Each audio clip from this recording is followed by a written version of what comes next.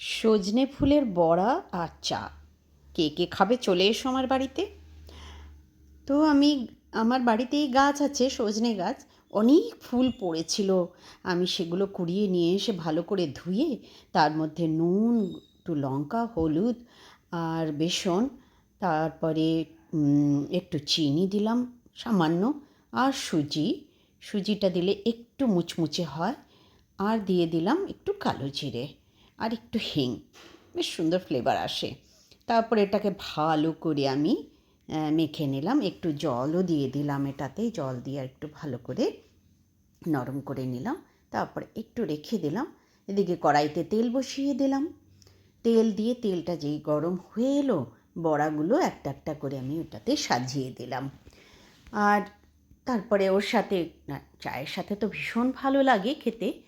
আর একটু লঙ্কাও আমি এর সাথে ভেজে নিয়েছি, যাতে যারা যারা ঝাল খাবে তাদের জন্য। আমি তো খাই, সেই জন্য আমাকে চাই। তো আমি দুটো লঙ্কা এর মধ্যে ভেজে নিয়েছি। বাস হয়ে গেল রেডি সজনে ফুলের বড়া আর গরম গরম চা। আহ, চা ভালো লাগছে না, মানে কি বলবো। এই বৃষ্টির দিনে আর কি চাই বলো। তোমরাও চলে এসো আমার কাছে, আমি সবাইকে বানিয়ে খাওয়াবো। তোমরাও বানিয়ে খেও, অসাধারণ লাগে বিকেলে স্ন্যাক্সের জন্য। আর আমার চ্যানেলটাকে সাবস্ক্রাইব করো, পাশে থেকো, কেমন?